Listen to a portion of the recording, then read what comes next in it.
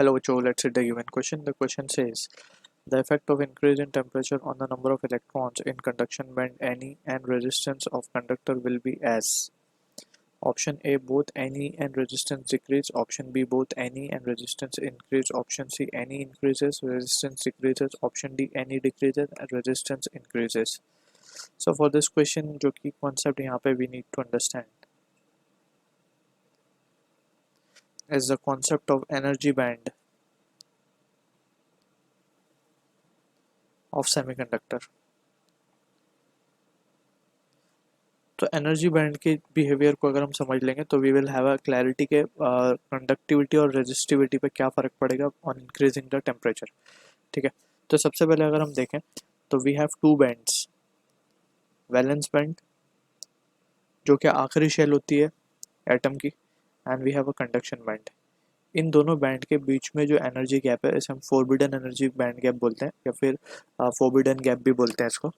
अब यहाँ पे होता क्या है, जो मैक्सिमम वैल्यू है या फिर मैक्सिमम एनर्जी ऑफ इलेक्ट्रॉन, या फिर इस तरीके से बोल सकते हैं जो वैलेंस बैंड की मैक्सिमम एनर्जी होती है, राइट, एंड जो कंडक्शन बैंड की मिनिमम एनर्जी होती है, तो इन दोनों का जो डिफरेंस होता है वो होता है Eg.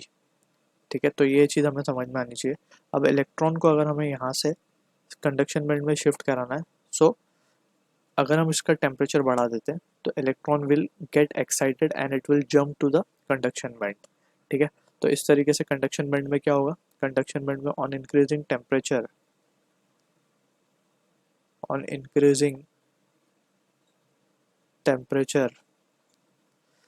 कंडक्शन इलेक्ट्रॉन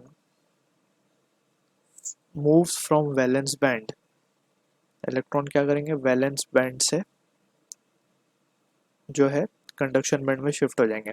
और अगर वो कंडक्शन बैंड में चले जाते हैं तो इट इज़ ऑब्वियस कि वहाँ पे कंडक्शन बैंड में number of electron will increase. Therefore number